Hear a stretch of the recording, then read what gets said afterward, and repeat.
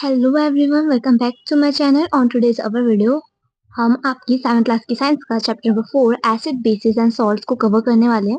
We use in our daily life a large number of substances which such as lemon, turmeric, common salt, sugar and vinegar.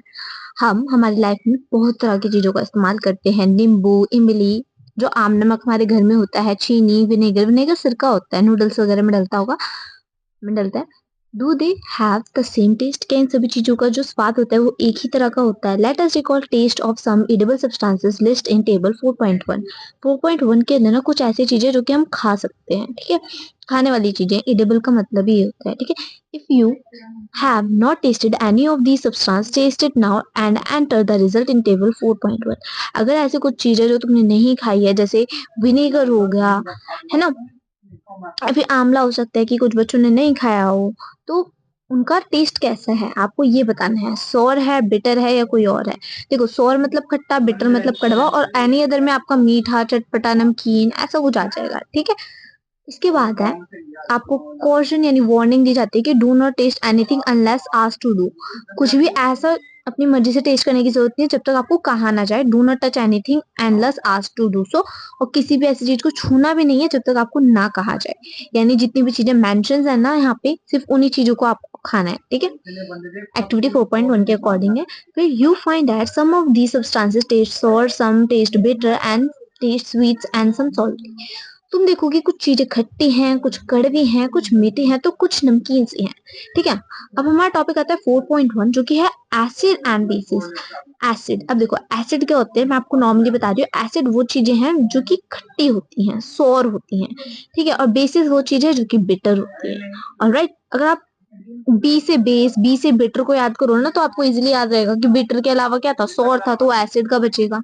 Alright, तो चलिए पढ़ते हैं अब इसको कि curd, lemon juice, orange juice and vinegar taste sorry.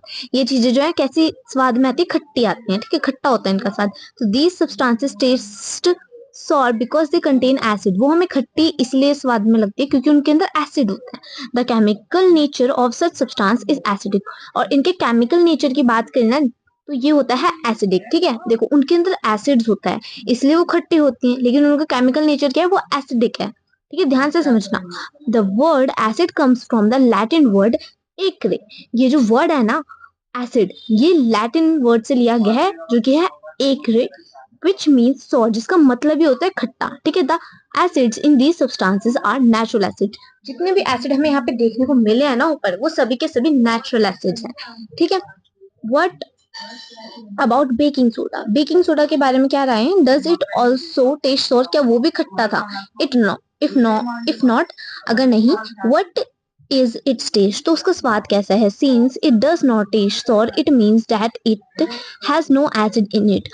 अगर वो खट्टा नहीं है तो इसका सीधा साधा से यही मतलब है कि उसके अंदर एसिड नहीं है। It is bitter in taste, अगर वो कड़वा है स्वाद में। If you rub it solution between fingers, अगर तुम उसके सॉल्यूशन को अपनी फिंगर्स के बीच में रब करो, ठीक है। It feel Sophie. सोफी का मतलब है जैसे आप साबुन होता है ना, साबुन आप रगड़ते हो झाग हो जाते हैं, तो उसी चीज को कहेंगे, वो सोफी सा फील होगा। Generally substance like these which are bitter in taste and feel soapy are on touching are known as bases. देखो बेसिस वो सब्सटेंस होगी जो कि कड़वे होते हैं टेस्ट में, और अगर आप उनको टच करके फील करने की कोशिश करोगे ना, तो वो सोफी है टच करने में। Sorry, the nature of such substances is said to be basic. और इस तरह के जो सब्सटेंस होते हैं ना, उनका केमिकल नेचर जो होता है वो बेसिक होता है, ठीक है। If we can not taste every substance, ठीक है। अब हम हर एक सब्सटेंस को टेस्ट नहीं कर सकते, ऑलराइट। हर जो चीज होती है खाने वाली नहीं होती है। How do we find it nature? फिर हमें उसके बारे में कैसे पता चलेगा कि वो एसिडिक है, बेसिक है, क्या है? तो special type of substances are used to test whether a substance is acidic और basic. These substance are known as indicators. अब देखो हम ना एक स्पेशल तरह के सब्सटेंस का इस्तेमाल करते हैं जो कि होते हैं इंडिकेटर्स। अब देखो इनका काम क्या होता है, हमें ये बताते हैं कि कोई चीज एसिडिक है कि बेसिक है, ठीक है। The indicators change their colour when added to a solution containing an acidic और a basic substance. Turmeric, litmus, China rose petals, गुड़हल, चाइना रोज का मतलब गुड़हल आपने लिखा है, are some of the naturally occurring indicators. अब देखो हमें यहाँ पे कुछ जो है एग्जाम्पल दे रखे हैं इंडिकेटर्स के, ठीक है। ये जो इंडिकेटर्स होते हैं ना वो अपना कलर चेंज कर देते हैं जब भी इनके अंदर एसिडिक या बेसिक सब्सटेंस को हम ऐड करते हैं। ऑलराइट, अब यहाँ पे डू यू नो, क्या तुम्हें पता है name of the acid found in. अब देखो हमें यहाँ पे कुछ ना एसिड के नाम गिवन है और कुछ बेस के नाम गिवन है और वो कहाँ पे मिलते हैं ये बात भी हमें यहाँ पे बताएगी। जैसे कि हमारे पास एग्जाम्पल के तौर पे सिट्रिक एसिड होता है। अब जो सिट्रिक एसिड होता है फ्रूट में मिलता है, ऑरेंज हो गया, लेमन हो गया, है ना। लैक्टिक एसिड है जो कि कर्ड में मिलता है। ऐसे बहुत तरह के हैं। ऑलराइट, फिर है can I taste all substance to find their taste. क्या मैं हर एक सब्सटेंस को टेस्ट करके बता सकता हूँ कि उसका स्वाद कैसा है, फिर मैं बता पाऊंगा कि वो खट्टा है, कड़वा है। तो ये बात बूझो ने पूछी तो पहेली उसको बताती है no. Have you not read the question, क्या तुमने वो वार्निंग वाला नहीं पढ़ा है। You should not taste unknown substances, they could harm us. हम उन चीजों को टेस्ट नहीं कर सकते जिनके बारे में हम नहीं जानते, है ना। वो हमें नुकसान पहुंचा सकते हैं। ऑलराइट, इसके बाद है हमारा टॉपिक 4.2 जो कि है natural indicators around us.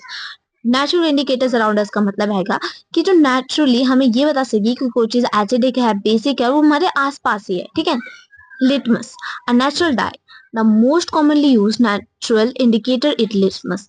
Litmus के एक तरह से एक सब्सटेंस है जो कि हमें इजीली बता सकती है कोई सब्सटेंस एसिडिक है या बेसिक है, ठीक है। इट इज एक्सट्रैक्टेड फ्रॉम लीचेंस, लीचेंस से हमें मिलते हैं। फिर 4.1 में हमें गिवन है ये रहे। इसके बाद है it has a mauve purple colour in distilled water. अब देखो जब भी अगर आपका सब्सटेंस ना ही एसिडिक होगा ना ही बेसिक होगा, जो कि हमारा पानी होता है ना, उसको हम न्यूट्रल बोलते हैं। मैं आपको वैसे बता रही हूँ, अभी आप आगे पढ़ोगे।